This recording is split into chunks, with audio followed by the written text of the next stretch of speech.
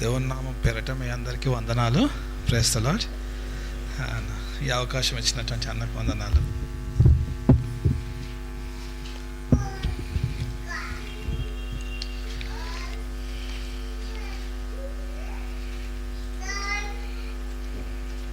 దేవుని వాక్యంని చూసుకున్నట్టుకు మనం ఈరోజు మత్తయి 24వ అధ్యాయం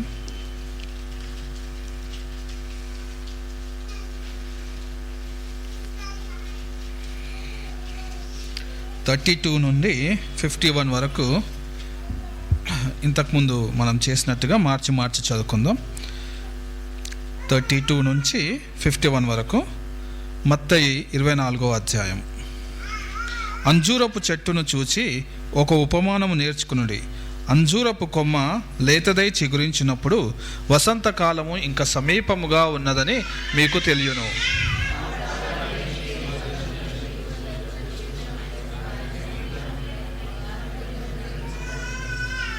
ఇవన్నీ జరుగు వరకు ఈ తరము గతింపదని నిశ్చయముగా మీతో చెప్పుచున్నాను.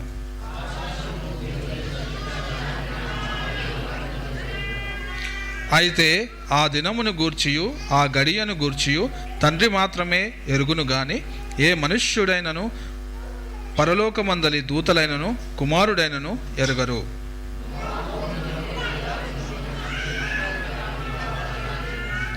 జలప్రలయమునకు ముందటి దినములలో నోవాహు ఓడలోనికి వెళ్ళిన దినము వరకు వారు తినుచు త్రాగుచు పెండ్లు చేసుకొనుచు పెండ్లికిచ్చుచు ఉండిరి.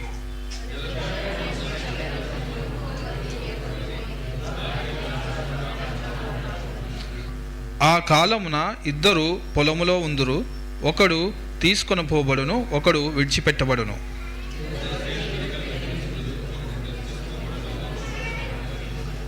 కావున ఏ దినమున మీ ప్రభువు వచ్చునో మీకు తెలియదు గనుక మెలకువగా ఉండుడి.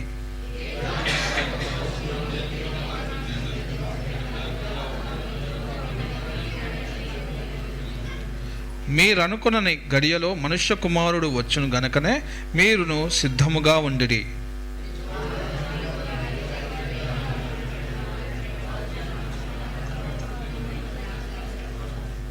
యజమానుడు వచ్చినప్పుడు ఏ దాసుడు ఇలాగు చేయుచుండుట అతను కనుగొనునో ఆ దాసుడు ధన్యుడు.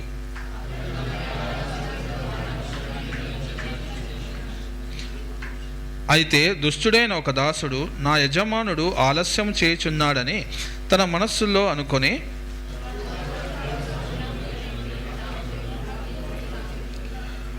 ఆ దాసుడు కనిపెట్టని దినములలోనూ వాడనుకుని గడియలోనూ వాని యజమానుడు వచ్చి వానిని నరికించి వేషధారులతో కూడా వానికి పాలు నియమించును.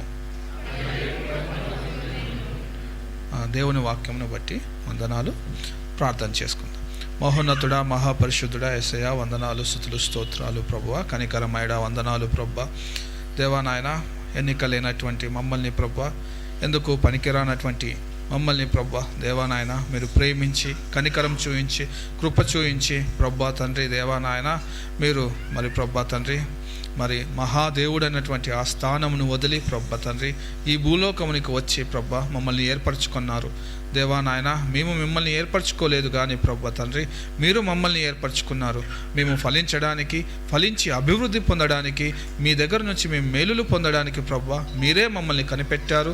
మీరే ప్రభువా దేవా నాయన మేము తల్లి గర్భములో మరి ప్రభువా తండ్రి రూపింపకమునిపే మీరు మమ్మల్ని ఎరిగి ఉన్నారు, మమ్మల్ని ఏర్పరచుకొని ఉన్నారు.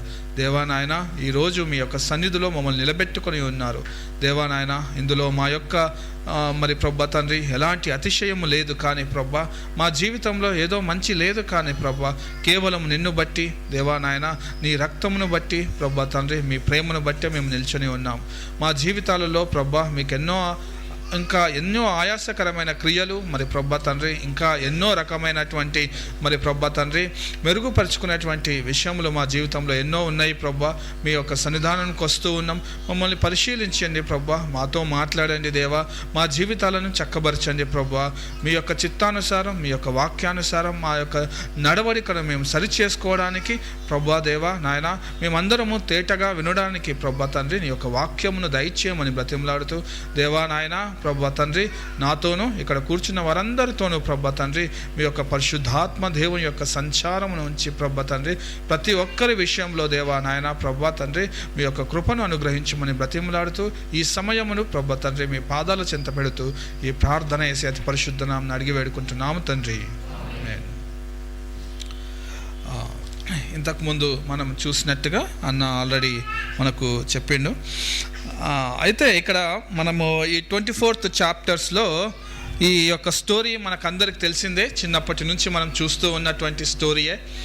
అండ్ ఎన్నోసార్లు మనము ఈ విషయాల మీద ఆలోచన చేసి ఉన్నాము. అయితే ఇందులో నుంచి గొప్పగా మరి ఏదో కొత్తగా వివరించడం కాదు, కానీ మనకు తెలిసిన వాటిని ఒకసారి నెమరు వేసుకుందాం.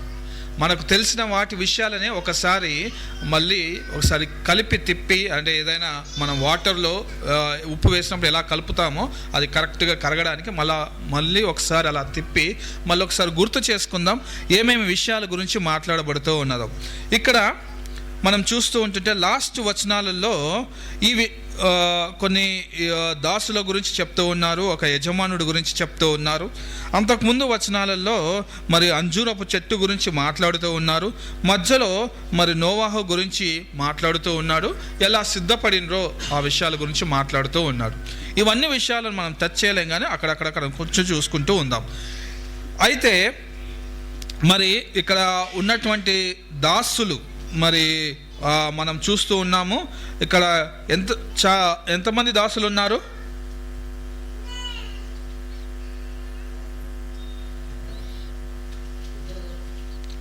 కొంతమంది దాసులుగా మనము చూస్తూ ఉన్నాం కదా. అయితే ఒక బుద్ధిమంతుడైనటువంటి దాసుడోడు అని చెప్పేసి క్వశ్చన్ మార్క్తో అక్కడ స్టార్ట్ అవుతుంది కదా. అయితే ఆ దాసుడు ఎవరు అన్నట్టు కింద ఆయన యొక్క లక్షణాల గురించి మాట్లాడుతూ ఉన్నారు. అయితే ఈ దాసుడు ఎక్కడున్నాడండి? ఎక్కడున్నాడు ఈ దాసుడు? ఎవరికి దాసుడు? యజమానునికి దాసుడు కదా, యజమానునికి దాసుడు. అయితే యజమానునికి దాసుడు అయితే మరి ఈ అతను మరి క్రైస్తవుడా లేకపోతే అన్యుడా? ఈ వ్యక్తి ఇక్కడ చెప్పబడినటువంటి వ్యక్తి, ఈ దాసుడు క్రైస్తవుడా లేకుంటే అన్యుడా? ఎవరి దగ్గర ఉన్నాడు అతను? యజమానుడి దగ్గరనే ఉన్నాడు. యజమానుని కింద చూసుకుంటూ ఉంటే ఏమవుతూ ఉన్నది, మనం కింద ఆ దాసుడు కనిపెట్టని దినములలో వాడు అనుకొని గడియలో యజమానుడు వచ్చుచున్నాడు. ఎవరికి సాదృశ్యంగా ఉన్నాడు యజమానుడు అంటే? యేసు ప్రభువుకు సాదృశ్యంగా ఉన్నాడు. యేసు ప్రభువు సాదృశ్యంగా ఉండి అతని దగ్గర కొంతమంది దాసులు ఉన్నారంట. అందులో ఒక అతన్ని దాసుడిని దేవుడు ఒక పని కొరకు నియమించిండు అని చెప్పేసి చెప్పబడుతూ ఉంది. మరి ఆ దాసుడు క్రైస్తవుడా లేకపోతే అన్యుడా? యేసు ప్రభువు ఎవరినైనా దాసులుగా నియమించుకోవడానికి యేసు ప్రభు యొక్క పని విషయాల్లో నిలబడటానికి ఉన్నటువంటి వ్యక్తులు క్రైస్తవులా లేకపోతే అన్యులు ఉంటారా? క్రైస్తవులే ఉంటారు కదా. ఈ క్రైస్తవుడు ఏం చేసిండంట అంటే, దేవుడు మరి ఒక పని అప్పచెప్పిండంట. ఆ పని ఏంటి అంటే, తన దగ్గర ఉన్నటువంటి వాళ్ళకందరికీ కావలసినటువంటి ఆహారము ఇంకా మిగిలిన వాటిని అన్నిటినీ సప్లై చేయమని ఆయన ఎంచుకొని తన యావదాస్తిని కదా, తన యావదాస్తిని 47వ వచనంలో చూస్తే 47లో తన యావదాస్తిని వాని ఉంచునని అంటే ఆయన అంతా అప్పగించేసి బయటికి వెళ్ళిపోయిండు. అయితే ఆ ఆస్తిలో దానంతా పెట్టుకొని మరి దేవుని యొక్క పిల్లలకు అప్పజెప్పవలసిందిగా పంచవలసినటువంటి బాధ్యత ఆయనకు అప్పజెప్పాడు. అయితే ఏం చేసిండంటే అతను నా యజమానుడు ఆలస్యము చేయుచున్నాడు అని ఎరిగి తన మనసులో అనుకొని ఏం చేసిండంట, కొన్ని రోజులు ఉన్నాడు, ఒక వారం ఉన్నాడు, ఒక నెల ఉన్నాడు. దేవుడు తనకిచ్చినటువంటి పనిని చక్కగా నెరవేర్చడంలో కొన్ని దినములు ఉన్నాడు. ఆ దినముల తర్వాత ఏం చేసిందంటే అతను మెల్లగా ఇక దేవుడు ఎప్పుడు వస్తాడో తెలియదులే, ఎప్పుడు వస్తాడో ఉంటాడులే, ఇక వారం అయిపోయింది, సంవత్సరాలు అయిపోయింది, 10 సంవత్సరాలు అయిపోయింది, 15 సంవత్సరాలు అయిపోయింది, దేవుణ్ణి ఎరిగి ఇక ఎప్పుడు వస్తాడో ఏం చేస్తాడో చూద్దాంలే అని చెప్పేసి మెల్లగా తన మనసులో ఏమనుకున్నాడు, ఆయన లేట్ చేయుచున్నాడు కాబట్టి మెల్లగా డీవియేట్ స్టార్ట్ అయ్యాడు. మెల్లగా డీవియేషన్ అయిపోయి ఏమైంది, తన తోటి దాసులను కొట్టడం మొదలుపెట్టిండు, త్రాగుబోతులతో తినడం, మరి వాళ్ళతో కూర్చోవడం మొదలుపెట్టిండు. ఇలా లోకములో మరి కలిసిపోయినటువంటి విషయాల్లో మరి ఆ దాసుడు ఉన్నట్టుగా చూస్తూ ఉన్నాం. ఈరోజు మరి ఈ కాలము, ఇప్పుడు ఉన్నటువంటి కాలము మరి ఇది చాలా దగ్గరగా ఉన్నటువంటి కాలముగా మనం చూస్తూ ఉన్నాం. దేవుని రాకడ చాలా దగ్గరగా ఉన్నటువంటి కాలముగా మనం చూస్తూ ఉన్నాం. ఎందుకనంటే ఈ 32వ వచనంలో ఆల్రెడీ మనకు దేవుడు చెప్తూ ఉన్నాడు, అంజూరపు చెట్టును చూచి ఒక ఉపమానము నేర్చుకొనుడి. అంజూరపు కొమ్మ లేతదై చిగురించినప్పుడు వసంతకాలము మీకు సమీపముగా ఉన్నదని తెలియను. ఇక్కడ అంజూరపు చెట్టు అని అంటే మనం చూస్తున్నటువంటి కామెంటర్స్లో కానీ బైబిల్ స్కాలర్స్ కానీ చెప్పేది ఏంది అని అంటే ఇశ్రాయేలు రాజ్యము ఏర్పడము. ఇశ్రాయేలు రాజ్యము మరి కొన్ని సంవత్సరముల కింద మరి రోమా గవర్నమెంట్ ఉన్నప్పుడు అది కొట్టివేయబడి ఇశ్రాయేల్ అనేటువంటి రాజ్యము తీసివేయబడి అందరూ కూడా మొత్తం చెల్లా చెదురై వెళ్ళిపోయినప్పుడు దాని యొక్క ప్రదేశం అనేటువంటిది మొత్తము వేరే వాళ్లకు అప్పచెప్పబడింది. కానీ ఎప్పుడైతే 1948లో మళ్ళీ 2000 సంవత్సరముల తర్వాత ఇశ్రాయేలు రాజ్యము మరి 2వ ప్రపంచ యుద్ధం తర్వాత తిరిగి దాన్ని స్థాపించబడడం జరిగింది. అంటే దాని అక్కడ అది చిగురించడం మొదలుపెట్టింది. అంజూరపు చెట్టు చూసి మీరు ఉపమానం నేర్చుకోనండి. అదేంటంటే లేతదై చిగురించినప్పుడు అంటే ఇశ్రాయేలు రాజ్యమునకు సూచనగా ఉంది. ఇశ్రాయేలు రాజ్యం ఇప్పటికీ ఏర్పడి దరిదాపు 50 సంవత్సరములు 60 సంవత్సరముల పైన అవుతుంది. అంటే ఈ వసంతకాలము దగ్గరగా వచ్చి ఉన్నది అన్నటువంటిది. అంటే మనము రాకడకు చాలా సమీపముగానే ఉన్నాము. ఇవన్నీ సంగతులను చూచుచున్నప్పుడు మీరు ఎలా ఉన్నారనుకోండి అంటే దేవుడు మీ యొక్క ద్వారము దగ్గరనే ఉన్నాడు. ఇక టచ్ చేయడమే ఆలస్యం, అంతే. మీ ద్వారము దగ్గరనే ఉన్నాడు అన్నటువంటి వచనము మనము ఇక్కడ 33వ వచనంలో చూస్తూ ఉన్నాం కదా. అయితే ఇప్పుడు మరి 50 నుంచి 60 సంవత్సరములు అయిపోయింది. మరి దేవుడు ఇంకా చాలా దగ్గరగా వచ్చినటువంటి సమయంలో మనం ఉన్నాం. అయితే ఈ సమయంలో మనం ఏ విధంగా జీవిస్తూ ఉన్నాం, ఏ విధంగా బ్రతుకుతూ ఉన్నాం, ఏ విధంగా దేవునికి దగ్గరగా ఉన్నామా? దేవుడు మన యొక్క తలుపును కొట్టినప్పుడు మనము దేవుడు ఎత్తబడినటువంటి గుంపులో ఉంటామా, లేకపోతే విడిచివేయబడినటువంటి ఈ దాసుని యొక్క గుంపులో ఉంటామా? ఈ దాసుడు ఏం చేసిందంటే మరి అక్కడ ఉన్నటువంటి ఆ యొక్క దేవుడు అనుగ్రహించినటువంటి దేవుడిచ్చినటువంటి ప్రతి ఈవులను ఆశీర్వాదాలను అన్నిటినీ తీసుకొని ఆయన చెప్పబడినటువంటి పనికి కాకుండా వాటిని వేటి కొరకు వెచ్చిస్తూ వచ్చిండు. వాటిని తినడం కోసము, త్రాగడం కోసము, త్రాగుబోతులతో కూర్చోవడం కోసము, లోకములతో ఉండడం కోసం వెచ్చించి దేవుడు వచ్చినప్పుడు ఆయన ఏ విధంగా కనబడ్డాడండి? 50వ వచనంలో చూడండి. ఆ దాసుడు కనిపెట్టని దినములలో వాడు అనుకొనని గడియలో యజమానుడు వచ్చి ఏం చేసిండో ఆ విధంగా వేషధారులతో లోకముతో కలిసిపోయినటువంటి ఆ దాసులను ఏం చేసిందంట, వానికి పాలు నియమించును. ఆ పాలు నియమించి అక్కడ ఏం చేసిందంటే అతనికి ఏడుపును పండ్లు కొరుకుటయో ఉండును. ఇది ఎవరో గురించి చెప్పడం లేదు, కానీ దేవుణ్ణి ఎరిగి దేవుని యొక్క విషయాల పట్ల అవగాహన కలిగి ఉండి అన్ని విషయాల పట్ల దేవునికి కాల్సినటువంటి అన్ని వాక్యాలు తెలిసి ఉండి ఆశీర్వాదాలు పొందుకొని కావలసినవన్నీ తీసుకొని కానీ దేవుని యొక్క చిత్తము ఎరగకుండా, దేవుని యొక్క వాక్యమును ఎరగకుండా, నిజమైన రక్షణ తెలుసుకొనకుండా లోక అనుసారం జీవించినటువంటి ఈ క్రైస్తవుల గురించే చెప్పబడుతుంది. వాళ్ళు ఏంటంటే పేరుకు క్రైస్తవులుగా ఉంటారు, లేకపోతే విషయాల మీద అందరికీ చెప్పబడినటువంటి క్రైస్తవులుగా ఉంటారు, కానీ వాళ్ళు ఏం చేస్తారు అని అంటే ఈ లోకంతో కలిసిపోయినటువంటి వాళ్ళగా ఉంటారు. దేవుని యొక్క పేరు మాత్రమే చెప్పుకొని ఉంటారు వాళ్ళందరూ కూడా ఈ విధంగా ఉంటారు. అయితే దేవుడు వచ్చినప్పుడు వాళ్ళందరూ ఎక్కడ నిలబడి ఉంటారు? వేషధారులతో సమూహంలో నిల్చబడి ఉంటారు. వారందరినీ దేవుడు ఏం చేస్తాడంటే నరకంలో వేసి అక్కడ ఏడుపుడు పండ్లు కొరుకుటయు ఉన్నాయని చూస్తూ ఉన్నాం. ఒకసారి మనం నోవాహు దినంలో చూస్తూ ఉందాం. నోవాహు స్టోరీ మనకు అందరికి తెలిసిన స్టోరీయే కదండి. నోవాహు స్టోరీ. నోవాహు ఏం చేశాడండి? ఆయన ఒక ఓడ నియమించిండు కదా. ఆ ఓడ మరొకసారి 6వ జెనసిస్ 6th చాప్టర్ చూస్తూ ఉంటే, ఈ జెనసిస్ 6th చాప్టర్లో చూస్తూ ఉంటుంటే మనకు ఆ చాప్టర్ అంతా కూడా 6వ అధ్యాయము 7వ అధ్యాయము మనం చూస్తూ ఉంటుంటే అక్కడ మనకు ఈ నోవాహు గురించి ఆయన చేసినటువంటి పనుల గురించి వివరించబడడం జరిగింది. అయితే దేవుడు ఇక్కడ కొన్ని విషయాల గురించి మాట్లాడుతూ నేను బాధపడుతున్నాను, నేను సంతాపము నొందుచున్నాను అని చెప్పేసి మొదటగా కొన్ని విషయాలను తీసుకొచ్చి మాట్లాడుతూ ఉంటాడు.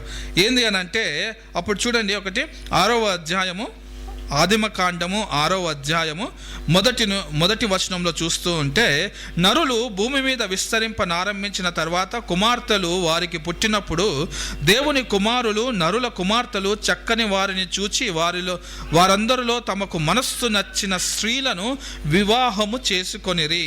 అప్పుడు యెహోవా నా ఆత్మ నరులతో ఎల్లప్పుడూ వాదించదు, వారు తమ అక్రమము విషయంలో నరమాత్రులై ఉన్నారు, ఆయనను వారి దినములు 120 ఏండ్లగును కదా. ఇక్కడ దేవుడు బాధపడుతున్నట్టుగా మనం చూస్తూ ఉన్నాం. నా ఆత్మ వారితో ఎల్లప్పుడూ వాదించదు, నేను వారి యొక్క దినములను తక్కువ చేస్తాను అని చెప్పేసి మాట్లాడుతూ ఉన్నాడు.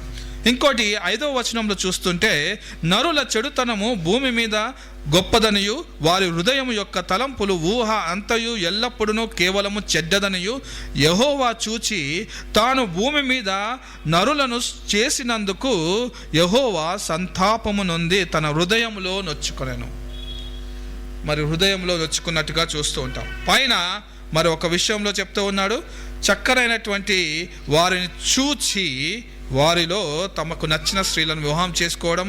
రెండవది, చెడు తనమును భూమి మీద గొప్పదనియు వారి హృదయము అంతయు కూడా తలంపులంతయు కూడా కేవలం చెడ్డదనియు చూసినప్పుడు ఈ విధంగా చూస్తూ ఉంటాం. మళ్ళొక 13వ వచనంలో చూడండి, 13th verseలో దేవుడు నోవాహుతో సమస్త శరీరుల మూలంగా భూమి బలాత్కారముతో నిండి ఉన్నది గనక నా సన్నిధిన వారి అంతము వచ్చి ఉన్నది. ఈ 3 వచనాలు మనం చూడొచ్చండి. దేవుడు ఈ మూడు విషయాల పట్ల సంతాపము నొందుచున్నట్టుగా మనము చూస్తూ ఉన్నాం. ఒకటి ఏంది అని అంటే వివాహము విషయంలో, రెండవది ఏంటిది అని అంటే హృదయము విషయంలో, మూడవది ఏంటిది అంటే బలాత్కారుల విషయంలో. ఈ 3 విషయములను బట్టి ఈ భూమి అంతా కూడా ఈ శరీరులతో ఈ యొక్క పాపముతో నిండుకొని పోయి ఉన్నది, బొత్తిగా చెడిపోయి ఉన్నది. కాబట్టి వీళ్ళనందరినీ ఏం చేస్తాను అని అంటే ఇక్కడ భూమి మీద లేకుండా చేస్తాను అని చెప్పేసి 3 విషయాలు మాట్లాడుతూ ఉన్నాడు కదా.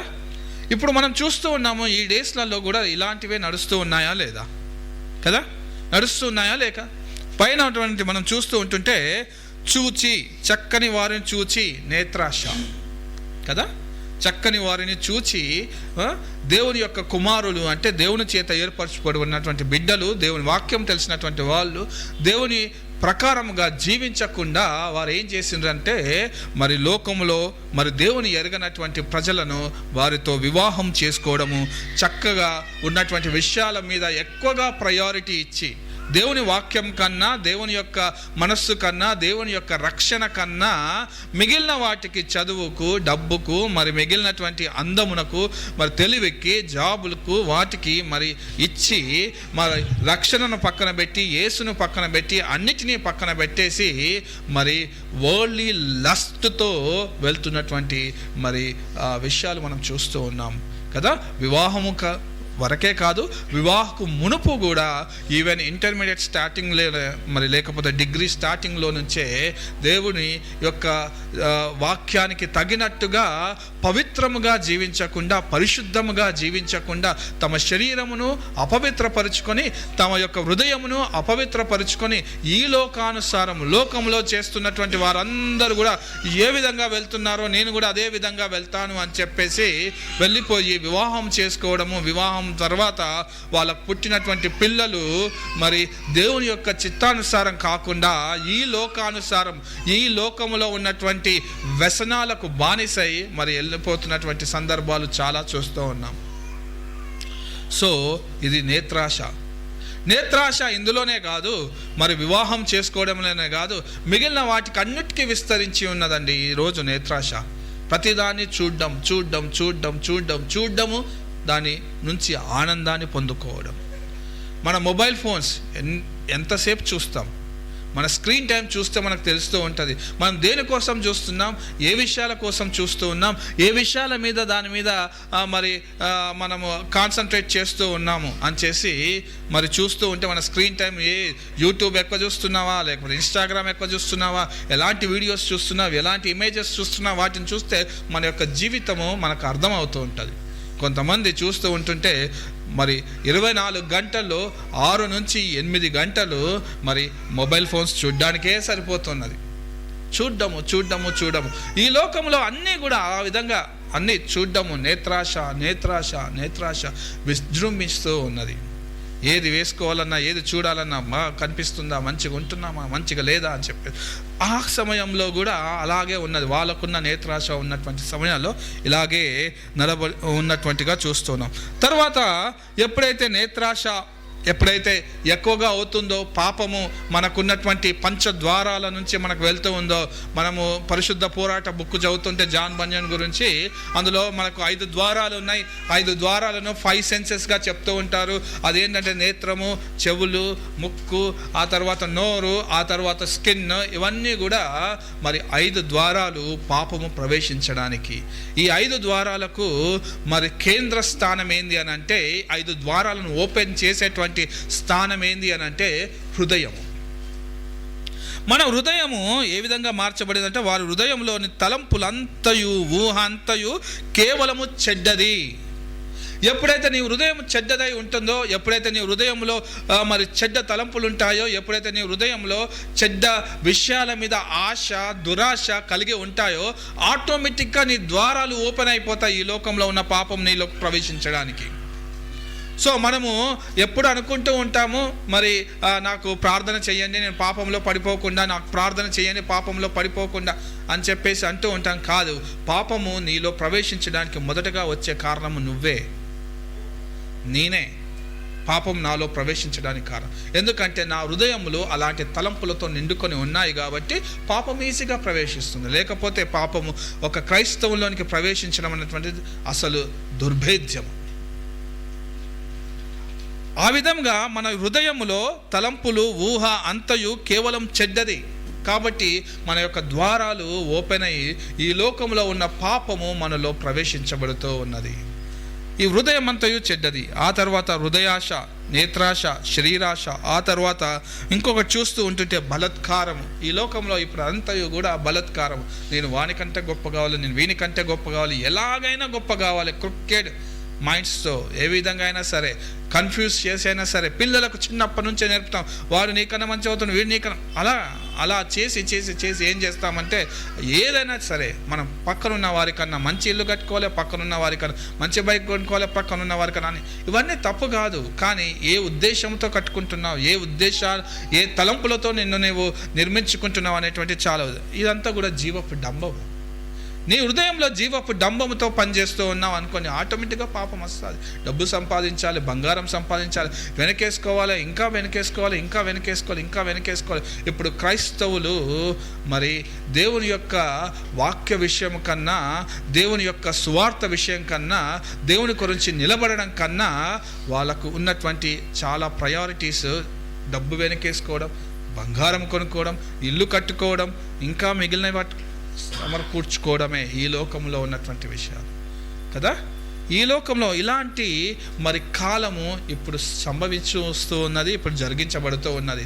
ప్రతి ఒక్కరూ ఆ విధంగా మన జీవితాలను మనము ఇది చేసుకుంటూ ఉన్నాం. సో దేవుడు ఈ విషయాలను చూసి చాలా బాధపడ్డాడు. నేను నరులను సృష్టించినందుకు ఈ విధంగా మరి మారిపోయారు. తమ సొంత దేవుని ఎరగకుండా, తమ సొంత దేవుని యొక్క చిత్తాన్ని ఎరగకుండా, మరి నేనైతే అన్నిటినీ కోల్పోయి మరి భూలోకానికి వచ్చి వాళ్ళ కోసం నేను అన్నిటినీ మరి ఇచ్చేస్తే వారేం చేస్తూ ఉన్నారు, నన్ను పక్కన పెట్టేసి ఈ లోకంలో ఉన్న విషయాల వైపు ఎక్కువగా ఆలోచిస్తూ ఉన్నారు. కాబట్టి ఎవరికైనాను ఆ ప్లేస్లో ఉంటే, ఒకరి కోసం నిలబడి హెల్ప్ చేసినప్పుడు వాళ్ళు మనల్ని చేయకుండా, ఆ విషయాల గురించి పట్టించుకోకుండా, ఏదైతే వద్దంటున్నామో ఆ విషయాలపైన ప్రవర్తిస్తూ ఉంటుంటే వాళ్ళని మరి మనమైనా ద్వేషిస్తాం. దేవుడు కూడా ఇంకా సంతాపపడిండు వాళ్ళ విషయంలో కదా, దేవుడు సంతాపపడిండు అన్నట్టుగా చెప్తున్నాడు. ఈ సంతాపపడినటువంటి దినములు ఈరోజు కూడా ఉన్నాయి. ప్రతి ఒక్క క్రైస్తవ యొక్క మనస్సులను మనం చూసుకుంటూ ఉంటుంటే, ప్రతి ఒక్క మనిషి యొక్క క్రైస్తవుడు మరి జీవపుడంబము, నేత్రాశ, మరి శరీరాశ అనుసారము జీవిస్తూ ఉన్నాడు కదా, జీవిస్తూ ఉన్నాడు. అయితే ఇందులో ఒక్కతను నీతిపరుడు ఉన్నాడంట. ఆయన పేరు నోవహు. ఆయన ఏంటంటే, ఇంతమంది ఈ విధంగా జీవిస్తూ ఉన్నా అయితే ఆయన మాత్రము నీతిపరుడై ఉన్నాడు, నిందారహితుడై ఉన్నాడు, దేవునితో కూడా నడిచినటువంటి వ్యక్తి అయి ఉన్నాడు. మూడు మాటలు చెప్పబడుతూ ఉన్నది 9వ వచనం. నోవహు వంశవాళి ఇదే. నోవహు క్యారెక్టర్స్ ఏంటంటే నీతిపరుడు, తన తరములలో నిందారహితుడు, మళ్ళీ ఇంకోటి ఏంటంటే దేవుడితో కూడా నడిచినవాడు. ఈ 3 క్యారెక్టర్స్ అండి క్రైస్తవులకు. మరి నోవహు నుంచి మనం తీసుకోవాల్సినది ఏంటంటే ఇవి. నువ్వు ఎప్పుడైతే దేవునితో నడుస్తూ ఉన్నావో, దేవుని వాక్యానుసారం, దేవుని యొక్క వచనానుసారం, దేవుని యొక్క చిత్తానుసారం నువ్వు నడుస్తూ ఉన్నావో, ఎంతమంది నిన్ను నిందించాలనుకున్నా, ఎంతమంది నిన్ను దూషించాలనుకున్నా, ఎన్నిసార్లు నిన్ను పడగొట్టాలనుకున్నా, నువ్వు ఎలా మారుతావంటే ఒక నిప్పు కణిక వలె బయటకు వస్తావు. నువ్వు నిందారహితుడుగా మార్చబడతావు. ఎంతమంది నీ మీద ఎన్ని అభండాలు వేసినా నువ్వు ఎప్పుడు మరి తొనకవు, మరి ఇంకా కింద పడిపోయినటువంటి వ్యక్తిగా ఉండవు. మరి నిన్ను చూసినప్పుడు మిగిలిన వాళ్ళందరూ భయపడతారు, ఎందుకంటే నువ్వు నీతిపరుడుగా ఉన్నావు కాబట్టి. నోవహు ఆ విధంగా ఉన్నాడు, దేవునితో నడిచినటువంటి వ్యక్తిగా ఉన్నాడు. తర్వాత నిందారహితుడుగా ఉన్నాడు, తన జీవితంలో నీతిపరుడుగా ఉన్నటువంటి వ్యక్తి. కాబట్టి ఈ లోకమునంతా అంతం చేయాలి అని దేవుడు అనుకున్నప్పుడు ఇంకొక వ్యక్తిని సృష్టించడం దేవునికి పెద్ద విషయమేం కాదు, ఈజీగా సృష్టించవచ్చు. కానీ ఒక్క వ్యక్తి మాత్రం చాలా మంచిగా ఉన్నాడు. ఆ ఒక్క వ్యక్తిని, ఆ ఒక్క ఫ్యామిలీని నశింప చేయడానికి ఆయనకు ఇష్టం లేదు. ఎందుకంటే ఆ వ్యక్తి చాలా మంచిగా ఉన్నాడు కాబట్టి, ఆ వ్యక్తి దేవునితో నడుస్తున్నటువంటి వ్యక్తి కాబట్టి, దేవుని చిత్తానుసారం, వాక్యానుసారం జీవిస్తున్నటువంటి వ్యక్తి కాబట్టి ఆయన చేయకూడదు. లోకమంతా ఏమైనా పర్వాలేదు, ఆయన మాత్రం జీవించి ఉండాలి, ఆయన యొక్క తరము జీవించి ఉండాలి. ఆయన తర్వాత ఆయన పిల్లల నుంచి నాకు కావలసిన జనాంగాన్ని నేను ఏర్పరచుకుంటాను అని చెప్పి మరి దేవుడు అనుకొని నోవహును పిలిచాడండి. భూమి మీద సమస్త శరీరులు ఈ విధంగా చెరిపేసుకున్నారు నోవహు, మరి నీకు నేను ఒక మాట చెప్తున్నాను, ఇగో ఇప్పటి వరకైతే వర్షము పడలేదు కదా ఈ భూమి మీద, ఇదిగో వర్షము వస్తూ ఉన్నది. 40 దినములు వర్షం వస్తూ ఉన్నది. ఈ 40 దినములు చాలా జల ప్రళయము లాంటి వర్షం వచ్చి ఈ భూమి మీద ఉన్నటువంటి సమస్త జీవులు, ఆ జీవులు ఏంది అని అంటే జీవాయువును పీల్చుకున్నటువంటి ప్రతి జీవి కూడా చంపబడుతుంది అని చెప్పేసి మరి అంతము వచ్చి ఉన్నదని చెప్పేసి దేవుడు మాట్లాడినట్టుగా మనం చూస్తూ ఉన్నాం కదా. అయితే మరి ఓడ నియమించండి అని చెప్పేసి మరి నోవహుకు చెప్పినప్పుడు నోవహు ఏం చేశాడండి, దేవుడు మాట్లాడాడు, ఒకటే రోజు మాట్లాడిన వెంటనే దేవునికి చెప్పిన వెంటనే నోవహు ఏం చేశాడు, సరే ఓడ నిర్మించుకుంటాను దేవా, మరి మాట్లాడాడు కదా అని చెప్పేసి స్టార్ట్ చేసేసి దేవుడు దానికి కావాల్సిన కొలతలు కూడా ఇచ్చిందంట, ఏం రాణుతో చెక్కాలనో ఇచ్చిందంట. ఇక్కడ చూస్తే 14వ విషయంలో సారకపు మ్రానుతో నీ కొరకు ఓడను సిద్ధము చేసుకొనుము, అరులు పెట్టుము, ఆ ఓడను చేసి లోపలను వెలుపలను దానికి కీలు పూయవలను. నీవు దాన్ని చేయవలసిన విధమేందంటే ఆ ఓడ 300 మూరల పొడుగును, 50 మూరల వెడల్పును, 30 మూరల ఎత్తును గలదై ఉండవలను. దానికి ఒక డోర్ పెట్టాలి, ఆ తర్వాత మూరెడు క్రిందికి దాన్ని బిగించాలి, ఒక కిటికీ చేయాలి, దాని పక్కనగా ఉంచాలి, అది 3 అంతస్తులుగా కలిగినదటే ఉండాలి. అప్పుడు నేను జీవవాయువు కలిగిన సమస్త శరీరులను ఆకాశము క్రింద నుండా కుండ నాశనము చేయుటకు భూమి మీదకు జల ప్రవాహమును రప్పించుచున్నాను, లోకమందున సమస్తము చనిపోవును అని చెప్పి వాక్యము. మరి ఒక దినం వస్తూ ఉంది, ఆ దినము నాడు ఈ లోకమంతా గతించిపోతున్నది, నిన్ను నువ్వు సరి చేసుకో, ఒక ఓడ నిర్మించుకో, ఆ ఓడలోనికి నువ్వు వెళ్ళాల్సినటువంటి విధము ఇదే అని చెప్పేసి మన నోవాహుకు అప్పజెప్పినట్టుగా చూస్తూ ఉన్నాం. నోవాహుకు అప్పజెప్పి మరి నోవాహు ఆ ఓడ నియమించడం స్టార్ట్ చేశాడు. ఆ ఓడ నియమించడం స్టార్ట్ చేసి ఎన్ని సంవత్సరాలు కట్టిండని మనకు అందరికి తెలిసిన విషయమే. ఎన్ని సంవత్సరాలు కట్టిండు ఆ ఓడని? 100 years, 100 సంవత్సరాలు కట్టింది. ఎప్పుడో ఫస్ట్ 100 సంవత్సరాల క్రింద ఒక వాక్యం వచ్చింది ఆయనకు, నోవాహు కట్టు ఈ ఓడ అని చెప్పేసి దేవుని వాక్యము డైరెక్ట్గా చెప్పేసి ఈ విధానం కట్టు అని చెప్పేసి మరి దేవుని యొక్క వాక్యము మరి ఆ తర్వాత మరి పరిశుద్ధాత్మ రూపంలో ఆయనకు తోడుగా ఉందేమో కానీ నేరుగా వాయిస్ విన్నటువంటిది తెలియదు. మనలాగా ఇప్పుడు ఉన్నటువంటి బైబుల్ గ్రంథము కూడా ఆయన దగ్గర లేదు, ఎవ్రీడే ఓపెన్ చేసి చదువుకోవడానికి. ఆయన మెమరైజ్ చేసుకుంటుండే, నాకు దేవుడు ఇది చెప్పిండు, ఇది చెప్పిండు, ఇది చెప్పిండు అని చెప్పేసి. 100 సంవత్సరంలో కదా, 100 సంవత్సరాలు మరి ఆ ఓడను మరి నిర్మించడానికి స్టార్ట్ చేశాడు. అయితే మనము మరి ఏదైనా పనిని దేవుని కొరకు మరి దేవుడు చెప్పినట్టుగా మనం స్టార్ట్ చేస్తాం. మనము ప్రతి ఒక్కరము ఒక విశేషమైనటువంటి దేవుని యొక్క ఉద్దేశంతోనే మరి క్రైస్తత్వంలోనికి వచ్చాం. నిన్ను నువ్వు మరి ఒకసారి పరిశీలించుకుంటే క్రైస్తత్వంలోనికి రానక మునుపు దేవుడు నీతో చాలా విషయాలు మాట్లాడిండొచ్చు.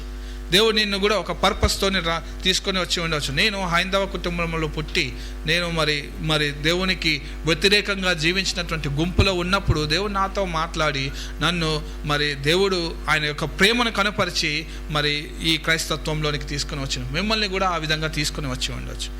అయితే దినముకు అవుతూ ఉంటుంటే 100 సంవత్సరాలు అయిపోయింది నోవాహుకు. 100 సంవత్సరములు అయిపోయి మరి ఓడ నియమిస్తూ ఉన్నాడు. ఓడ నియమిస్తూ ఉన్నప్పుడు మరి పక్కనున్న వాళ్ళందరికీ కనిపిస్తూ ఉండవచ్చు.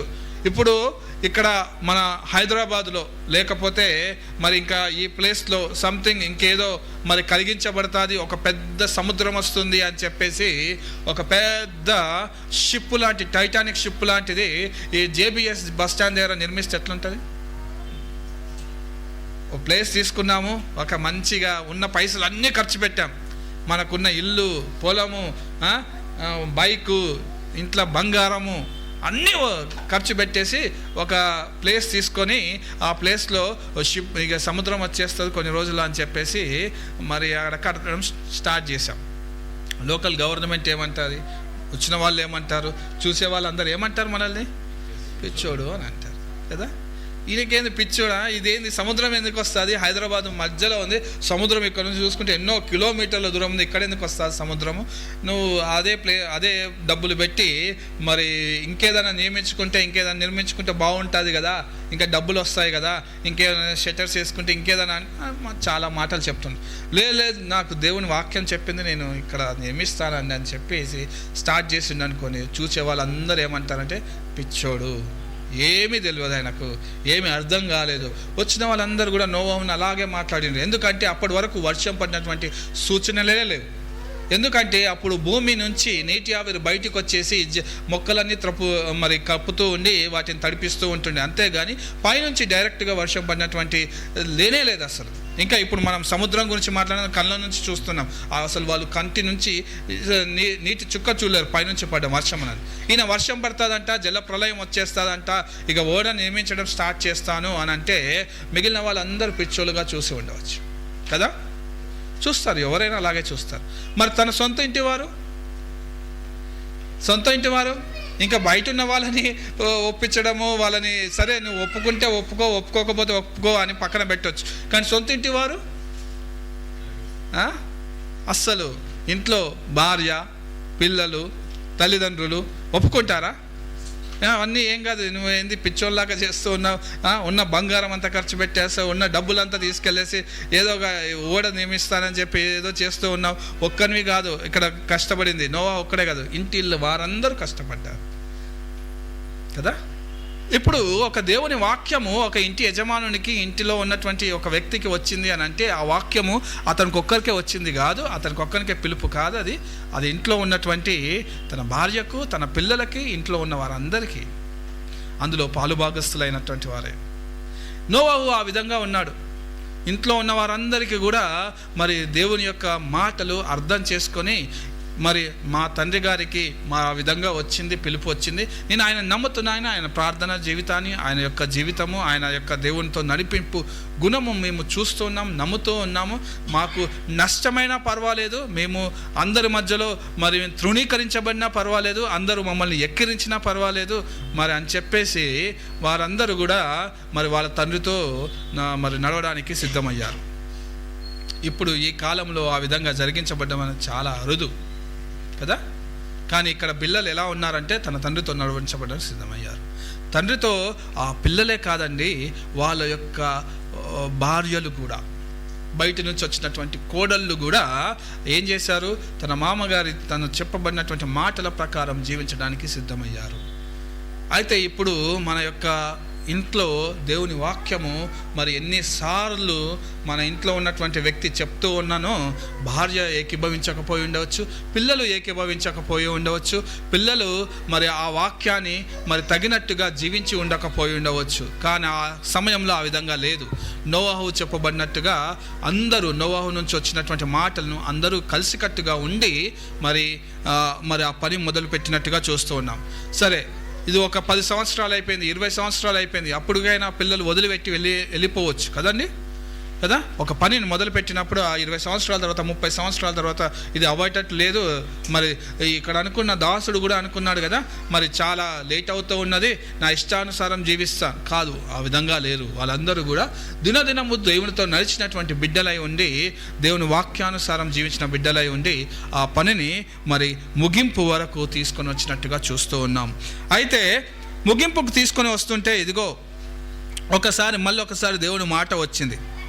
ఆ మాట ఏందనంటే, ఇదిగో మరియు నీతో కూడా వాటిని ఉంచుకొనుటకు సమస్త జీవులలో, అనగా సమస్త శరీరుల యొక్క ప్రతి జాతిలోనూ 2 చొప్పున నీవు ఓడలోనికి తేవలను కదా. 2 చొప్పున ఓడలోనికి తేవలను. అయితే నోవాహు ఈ 100 సంవత్సరాలు కడుతూ ఉన్నప్పుడు పక్కన ఉన్నవారు, ఊరి వాళ్ళు, ఆ సిటీ వాళ్ళు అందరూ వచ్చి ఆయన అడుగుతూ ఉండొచ్చు, ఎందుకు కడుతూ ఉన్నారు. ఈయన సువార్త ప్రకటిస్తూ ఉన్నాడు ప్రతి ఒక్కరికి, ఇదిగో జలప్రలయం రాబోతూ ఉన్నది, మీరందరూ ఇప్పుడే మీ మార్గంను సరి చేసుకొని దేవుణ్ణి నమ్ముకొని దేవుని అనుసారం జీవిస్తూ ఉంటే మీరు చాక్కబడతారు అని చెప్పేసి చెప్పబడుతూ ఉండొచ్చు. ఒకసారి మనము మరి 2 పేతురు 2:5 వచనాన్ని చూస్తే అక్కడ మరి నీతిని ప్రకటించినటువంటి నోవాహుగా మనం చూస్తూ ఉన్నాం. 2 Peter 2nd chapter మనం చూస్తూ ఉంటుంటే ఎవరైనా ఒకసారి చదవండి. 2 Peter 2nd chapter 5వ వచనం.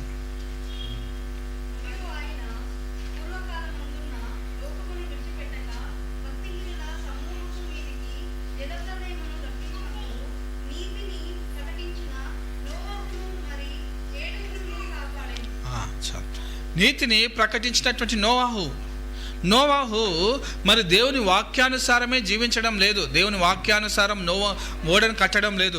మిగిలిన వారికి కూడా ప్రకటించడం స్టార్ట్ చేశాడు. ఇదిగో దేవుని యొక్క జలప్రలయం రాబోతూ ఉన్నది, ఇదిగో 2వ రాకడ రాబోతూ ఉన్నది, మిమ్మల్ని మీరు సరిచేసుకోండి, మిమ్మల్ని మీ జీవితాలను సరిచేసుకోండి, ఇదిగో 2వ రాకడ రాబోతూ ఉన్నది, మీరు కూడా ఓడలోనికి ప్రవేశించండి, క్రీస్తు యొక్క మార్గములోనికి ప్రవేశించండి, క్రీస్తు యొక్క జీవితంలోనికి, క్రీస్తు చెప్పినటువంటి మార్గంలోనికి మిమ్మల్ని మీరు తీసుకొని వెళ్ళండి అని చెప్పినటువంటి సువార్త నోవాహు చూసినట్టుగా మనము అందరికీ ప్రకటించినట్టుగా చేస్తూ ఉన్నాం. అయితే ఎంతమంది మరి అందులో ప్రవేశించారండి? 7 మాత్రమే. 100 సంవత్సరాలు సువార్త చేశాడండి. 100 సంవత్సరాలు. కొంతమంది ఇన్నొచ్చు, ఆ సమయంలో 1 వారం రావచ్చు, 10 సంవత్సరాలు రావచ్చు, ఆ మాటలు వినడానికి ఆ 10 సంవత్సరాల తర్వాత ఏం చేసి ఉండవచ్చు, ఇదంతా అయ్యే పని కాదు, నా ఇష్టానుసారం జీవించుకుంటా అని వెళ్ళిపోయి ఉండవచ్చు. కానీ దేవుని వాక్యాన్ని చక్కగా పట్టుకొని నిల్చున్నటువంటి వారు ఒక్కరు కూడా లేరు, ఆయన కుటుంబము మాత్రము తప్ప. నోవాహు ప్రకటించి ఉన్నాడు. నోవాహు మరి ఆ విధంగా ఓడను కడుతూ ఉన్నప్పుడు ఇంకొక ఇంట్రెస్టింగ్గా మనం చూస్తే ఏందనంటే, మరి నోవాహు నువ్వు మాత్రమే కాదు కానీ ఈ లోకంలో ఉన్న వాటిని అన్నిటినీ మరి దాంట్లో ఒక్కొక్క జాతి నుంచి కావాల్సినటువంటి మేల్ అండ్ ఫిమేల్ మంచి వాటిలలో 7 అండ్ మామూలుగా ఉన్నటువంటి వాటిలలో 2 పేర్స్ని తీసుకొచ్చేసి లోపల పెట్టండి అని అన్నాడంట దేవుడు. వాళ్ళంతా ప్రవేశించడం అంటే ఈజీ కదా, ఇంకా బయట ఉన్నటువంటి జీవుల్లో అన్నిటిని తీసుకొని రావడం అంటే ఎంత కష్టం అండి. వస్తారా చెప్పండి, ఎంతో కష్టం. అయినా దేవుని మాట వినేసి దేవుడిచ్చినటువంటి నడిపింపుతోని మరి అవన్నీ ప్రవేశించడానికి మరి ఓడలోనికి వచ్చాయి. ఏ విధంగా వచ్చి ఉంటాయి చెప్పండి. సింహము ఆ ఓడలోనికి ప్రవేశించాలని మరి సింహంకి ఎందుకు అనిపించిండొచ్చు, పులికి ఎందుకు అనిపించిండొచ్చు, పాముకి ఎందుకు అనిపించిండొచ్చు, నక్కకి ఎందుకు అనిపించిండవచ్చు, ఎందుకు అనిపించిండవచ్చు. జిరాఫీ ఇంత పొడవుగా ఉంటుంది, మరి ఎలిఫెంట్ ఇంత ఎత్తుగా ఉంటుంది, ఎందుకు అనిపించిండవచ్చు. ప్రతి ఒక్క జీవిలో దేవుని యొక్క సువార్త అనేటువంటిది మోగించబడుతున్నది. ప్రతి ఒక్క జీవికి దేవుని యొక్క నడిపింపు, పరిశుద్ధాత్మ శక్తి యొక్క నడిపింపు అనేది ఉంచబడుతూ ఉన్నది. అయితే అందులో ఏవైతే జీవులు ఆ యొక్క పరిశుద్ధాత్మ యొక్క నడిపింపుతో జీవిస్తూ ఉన్నాయో, నడిపిస్తున్నాయో, అవన్నీ కూడా ఆ ఓడలోనికి ప్రవేశించినాయండి.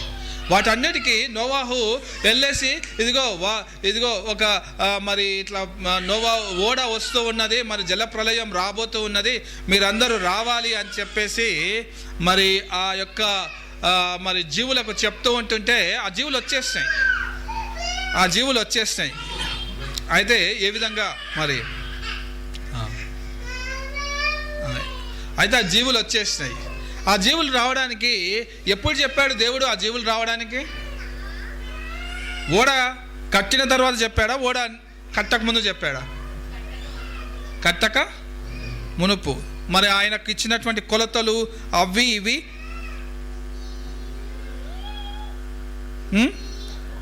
కట్టక మునుపే చెప్పాడు కదా. అవన్నీ ఓడ ఇచ్చినప్పుడు ఆయనకు అంత ఆలోచన లేకుండొచ్చు. జిరాఫీకి ఇంత పెద్ద మెడ ఉంటుంది కదా, ఇంత పెద్ద మరి ఏనుగు ఉంటుంది కదా, జిరాఫీ ఏనుగు, అవన్నిటిని ప్రవేశించడానికి ఇంత పెద్ద ద్వారం పెట్టాలని ఆయనకు మరి మామూలుగా ఉండవచ్చు. అయితే ఇక్కడ ఉన్నటువంటి జీవులన్నీ ఏ విధంగా నివసించినాయి 40 దినములు? ఏ విధంగా జీవించున్నాయి? ఇప్పుడు సింహం వచ్చి ఉంది. ఆ సింహం వచ్చి ఉన్నప్పుడు సింహం యొక్క న్యాచురల్ గుణం ఏంటండి? క్రూయల్ మైండ్ కదా. ఇతర జంతువులు ఏమైనా సరే, ఎలా ఉన్నా సరే, నా పొట్ట నింపుకుంటే చాలు కదా, ఏమైనా సరే వాటిని చంపేయాలి, తినాలి. అలాంటి లక్షణం కలిగినటువంటి సింహము ఈ యొక్క క్రీస్తు అనే ఓడలోనికి ఎంటర్ అవుతుందా? లేదు. ఎంటర్ అవుతా ఏం చేస్తాయి? మిగిలిన వాటిని చంపుకొని తింటాయి కదా. అవేం చేయాలి? తన యొక్క లక్షణాన్ని వదిలిపెట్టి, తన యొక్క సహజమైనటువంటి లక్షణాన్ని వదిలిపెట్టి దేవుని యొక్క మారు మనస్సు కలిగి క్రీస్తు అనే మనస్సుతో ఉన్నటువంటి జీవులు మాత్రమే అందులోకి ఎంటర్ అవుతాయి. అన్ని జీవులు ఎంటర్ లేవు. అన్ని జీవులు మిగిలిన వాటి అన్నీ కూడా ఈ లోకంలో కలిసిపోయి జీవిస్తున్నటువంటి. కానీ సింహము తన యొక్క సహజ లక్షణమైనటువంటి ఆ క్రూయల్ మైండ్ని వదిలిపెట్టాల్సిందే. మిగిలిన జీవుల్ని చంపి తినాల్సినటువంటి వదిలిపెట్టాల్సిందే. తన యొక్క శరీరమును తనకు విధముగా మార్చుకోవాల్సిందే. అందులో లోపలికి రావాల్సిందే. లోపలికి వచ్చిన తర్వాత అదేం తినాలి? అక్కడ వాళ్ళు పెట్టింది గడ్డి తినాల్సిందే కదా. గడ్డి తినాల్సిందే. అక్కడ వాళ్ళు పోసేటువంటి పాలు, మరి మిగిలిన జంతువుల నుంచి పాలిచ్చే జంతువుల నుంచి పాలు వస్తాయి కాబట్టి ఆ పాలు తాగాల్సిందే. వాటికి అసలు అలవాటే లేనటువంటిది ఇది. ఆయనను ఆ విషయంలో సింహములకు జ్ఞానము కలిగి మరి అవేం చేశాయి? మరి లోపలికి వచ్చాయి. తన యొక్క గర్వమును పక్కన పెట్టి, తన యొక్క బలమును పక్కన పెట్టి అవి లోపలికి వచ్చాయి. జిరాఫీని చూసుకుందాం. జిరాఫీ మెడ ఎంత పొడవుగా ఉంటుంది? చాలా పొడవుగా ఉంటుంది. అది ఎంటర్ అవ్వడానికి చాలా కష్టం ద్వారం గుండా ఎంటర్ అవ్వాలంటే చాలా కష్టం. అందుకే దాన్ని ఎక్కడ ఒక ఓపెన్ ప్లేస్లో పెడతారు. ఎప్పుడైనా జిరాఫీని చూస్తూ ఉంటే చాలా పొడుగుగా ఉంటుంది. అది నిలబడితే కూడా ఇంత పొడుగు వెళ్ళిపోతుంది కదా, చాలా కష్టం.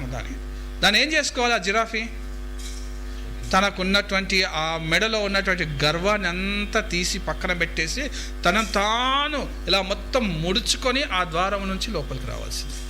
అలా అయితేనే ఓడలోనికి ఎంట్రీ అవుతుంది. వచ్చేసి ఇష్టం వచ్చినట్టు ఇలా ఇలా తిప్పుకుంటూ వస్తా అంటే కుదరదు. తన యొక్క సహజ లక్షణాన్ని వదిలిపెట్టాల్సిందే జిరాఫీ. మనుష్యుడు కూడా అంతే, తన యొక్క సహజ లక్షణాన్ని వదిలిపెట్టాల్సిందే. ఈ క్రీస్తు అనే ఓడలోనికి రావాలి అంటే, నాకు లోకంలో ఉన్నాయి అన్నీ కావాలి, నాకు క్రీస్తులు కూడా కావాలి అంటే కుదరదు.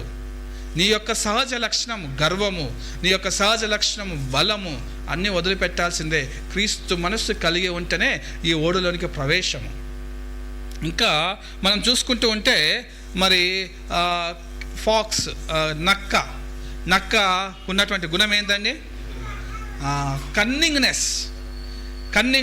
ఏడ కొంచెం దొరికినా సరే మొత్తం ఎత్తేసుకొని పోవడం అనమాట. ఏ మాట కూడా కరెక్ట్గా రాదు, అబద్ధము. మాట్లాడే ప్రతి విషయంలో అబద్ధము. తన స్వలాభం కోసం, స్వంత స్వార్థం కోసం ప్రతి దగ్గర అబద్ధమే. అబద్ధకరమైన జీవితాన్ని జీవించేటువంటి నక్క లోపలికి రాగలుగుతుందండి? రాలేదు. తన జీవితంలో పక్కన పెట్టాల్సిందే. తన జిత్తుల మారి ఆ వేషాలన్నింటినీ పక్కన పెట్టాల్సిందే. క్రీస్తు మనస్సును కలిగి ఉంటేనే ఆ ఓడలోనికి ప్రవేశం కదా. అలాంటి నక్కలు మాత్రమే, అప్పుడున్నటువంటి ఆ మేల్ అండ్ ఫీమేల్ నక్కలు మాత్రమే లోపలికి ప్రవేశించి ఉన్నాయి. ఇంకా మనం చూసుకుంటే స్నేక్ తన గుణం ఏందండి? పాయిజన్ కదా. పాయిజనస్ స్నేక్స్ చాలా ఉన్నాయి ఇప్పుడు బయట. అవన్నీ అక్కడ ఆ రోజు వాళ్ళు బ్రతికించినటువంటివే పాయిజనస్ స్నేక్స్. అది కొంచెం పక్క నుంచి వెళ్తే దానికి ఏమైనా అటు ఇటు అయిందంటే కాటేయాల్సిందే. కానీ ఇదేంటిది? లేదు. నువ్వు లోపలికి వచ్చి అన్ని జీవులను కాటేసుకుంటూ వెళ్తా అంటే లేదు కదా. యేసుక్రీస్తుకి వచ్చిన తర్వాత, క్రీస్తులోనికి వచ్చిన తర్వాత ఏమవ్వాలి? నీ యొక్క హృదయంలో, నీ యొక్క మెదడులో నీకు ఉన్నటువంటి పాయిజనస్ని అంతా తీసి పక్కన పెట్టాల్సిందే. నువ్వు పామువైనా సరే కదా, నువ్వు ఏ విధంగా మారాల్సిందే? క్రీస్తు మనస్సులో నువ్వు హంబుల్గా మారాల్సిందే. అందరి యొక్క యోగక్షేమాల గురించి ఆలోచించాల్సిందే. అలాంటి మనస్తత్వం ఉంటేనే నువ్వు క్రీస్తు అనే ఓడలోనికి ప్రవేశించినట్టు. ఇంకా అలాంటి మనస్తత్వం నీకు లేకపోతే మనము తప్పుగా అనుకుంటున్నాం సహోదరులారా. మనం ఇంకా క్రీస్తు అనే ఓడలోనికి ప్రవేశించలేమేమో.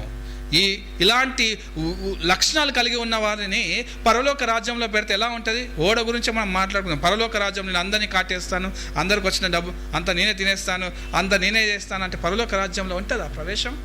అలాంటి మనుషులకు ఉంటుందా? ఉండదు కదా, ఉండదు. నేను మరి ఎలాంటి విషయాలైనా నేను దురాశతో చూస్తాను, నా చూపులతో చూస్తాను, నేను ఏ విధమైన విషయాలనైనా నేను పిచ్చిగా ప్రవర్తిస్తాను, మరి శరీరాశను కలిగి ఉంటాను, జారత్వం కలిగి ఉంటాను అంటే పరలోక రాజ్యంలో ఎంట్రీ ఉంటుందా? అవన్నిటిని పక్కన పెట్టాల్సిందే. వాటిని పక్కన పెట్టి క్రీస్తు అనే యొక్క స్వారూప్యం ధరించుకోవాల్సిందే కదా. ఎలిఫెంట్ ఇంత ఎత్తుగా ఉంటుంది కదా, అస్సలు అది కూర్చోవడానికైనా చేయడానికైనా అసలు ఏమీ లేదు కదా. అలాంటి ఎలిఫెంట్ కూడా తన ద్వారం దగ్గరకు వచ్చేసరికి ఎలా మార్చాల్సి వస్తుందంటే, తను బక్క చిక్కాల్సిందే, తనకున్న ఎక్స్ట్రా గ్రోత్ అంతా కట్ చేసుకోవాల్సిందే, ఫ్యాట్నంతా తీసుకోవాల్సిందే, పక్కన పెట్టేసి ఆ ద్వారము నుంచి లోపలికి వెళ్ళాల్సిందే. అందుకే యేసు ప్రభు అని అంటారు ఒక దగ్గర, ఏమంటారు? సూది బెజ్జములో ఒంటె దూరడము సులభమే. దూరుతుందా అంటే దూరుతుందేమో, దేవుడు అందుకే మాట్లాడిండేమో, దూరుతుందేమో, అంత తక్కువగా చేసుకుని అంత చిన్నగా చేసుకుని వెళ్తాదేమో. కానీ అవలక్షణం కలిగినటువంటి మనుష్యుడు కదా, దురాశ కలిగినటువంటి ధనవంతుడు, మరి వాళ్ళు పరలోక రాజ్యంలో ఎంట్రీ అవ్వడం అనేటువంటిది అసంభవం కదా, అసంభవం. ఈ లక్షణాలు కలిగి ఉండి మనుష్యు యొక్క సహజ లక్షణాలు మనం అందరం అనుకుండవచ్చు. మరి ఈ లోకంలో అందరు వెళ్తూ ఉన్నారు కదా, నేను అలా వెళ్తాను కాదు, అది సహజ లక్షణం ఉండొచ్చు, కానీ నీకు సహజ లక్షణం ఉండడానికి వీలు లేదు. ఎందుకంటే నువ్వు క్రీస్తు సారూప్యంలోనికి మార్చబడాల్సిందే. మార్చబడితేనే పరలోక రాజ్యంలోనికి ఎంట్రీ అవుతాం, లేకపోతే పరలోక రాజ్యంలోనికి ఎంట్రీ అవ్వం. మనము వచ్చేసి మిగిలినటువంటి బిలీవర్స్ అన్నింటినీ కలిబిలిగా చేసేసి, మంకీ ఎక్కడికి వస్తే అక్కడికి కలిబిలిగా చేస్తాం, ఆ లోపలికి వచ్చి అందరిని కలిబిలిగా చేసేసి ఏదంటే అదిని లాకేసుకొని పోయి మొత్తం ఉన్నటువంటి చిందరవందరగా చేసేసి అన్ని విషయాల మీద ఆ విధంగా మరి బిలీవర్స్ మధ్యలోనికి వచ్చేసి వాళ్ళ యొక్క జీవితాలను చిందరవందరగా చెప్పుడు మాటలు చేసుకుంటూ ఇవి చేసుకుంటూ ఆ విధంగా ప్రవేశించాలి అని అనుకుంటే ఓడలోనికి నిషిద్ధం. మనం అనుకునవచ్చు నేను ప్రవేశించానని, అది నీ ఊహకు మాత్రమే సంబంధించినది, మనము ప్రవేశించలేదు. వీళ్ళందరూ ఎవరు అని అంటే దేవుడు మరి వాళ్ళకు పెట్టినటువంటి మరి అవన్నీ దేవుడు మరి ఇచ్చినటువంటి సువార్తను అంగీకరించినటువంటి అవి మాత్రమే, ఆ జంతువులు మాత్రమే ఈ ఓడలోనికి వచ్చాయండి, ఈ ఓడలోనికి వచ్చాయి కదా. ఈవెన్ ఆ రోజు ఓడ జలప్రలయం రాబోతూ ఉన్నది, మీరందరూ చనిపోతున్నారు అంటే ఇన్ని జంతువులు విని మరి ఇప్పుడున్నటువంటి అవన్నీ కూడా విని మరి ఓడలోనికి వచ్చాయి. మరి ఇన్ని సంవత్సరాలైంది క్రైస్తు గాస్పెల్ చెప్పబట్టి క్రైస్తవులమైనటువంటి మనము ఏ విధంగా నివిస్తూ ఉన్నాం.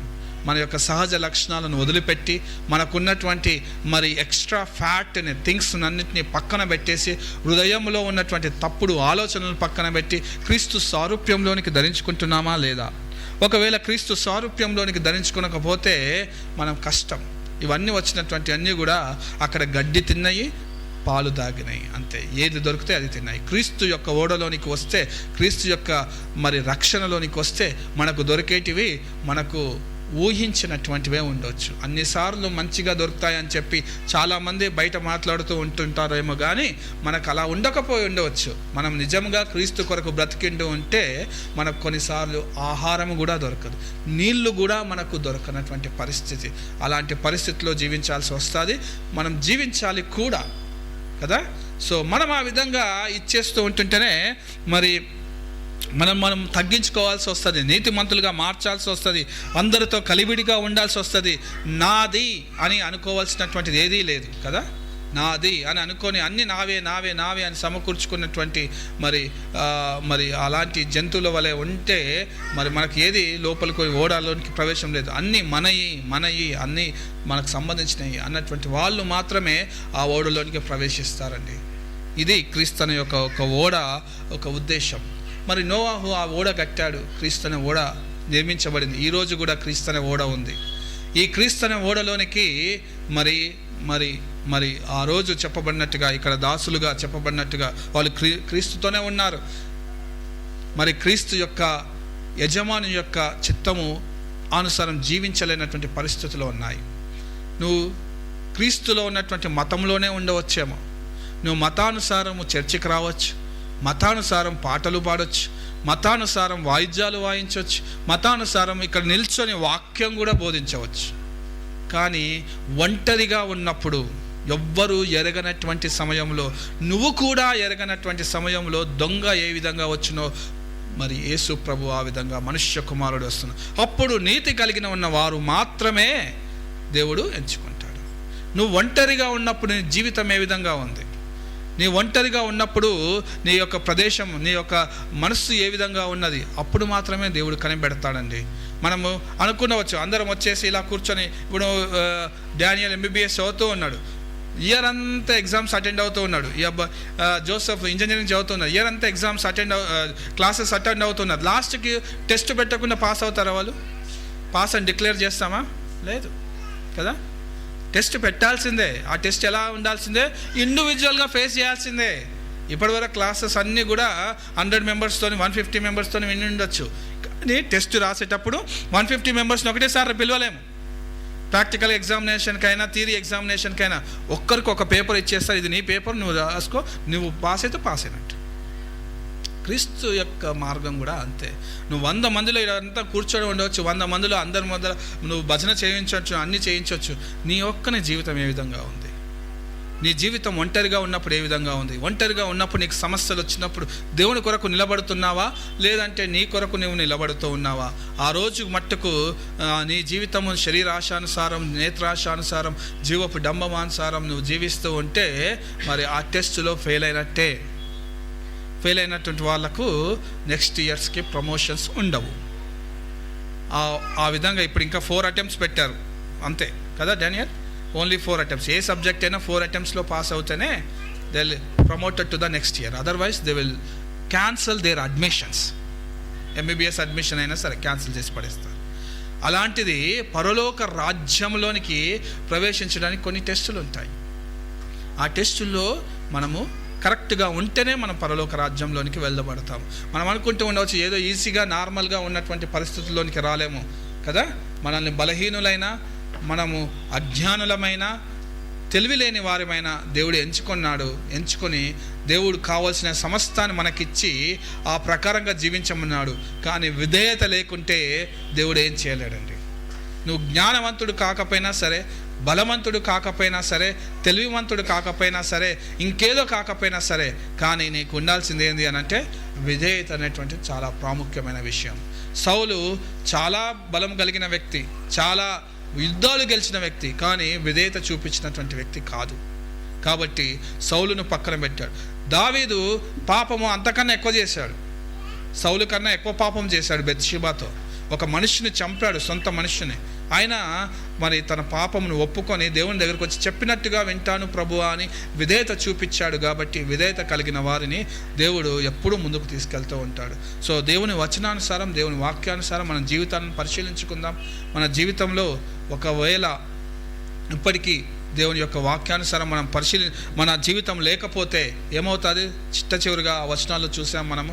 మత్తయి సువార్తలో లాస్ట్ వచనంలో ఏమున్నదండి? ఏడుపును పనులు కొరుకుతాయి. ఆ ప్రదేశంలోనికి రాబోతామేమో. సో ఒకసారి మనం కళ్ళు మూసుకుందాం. మన జీవితం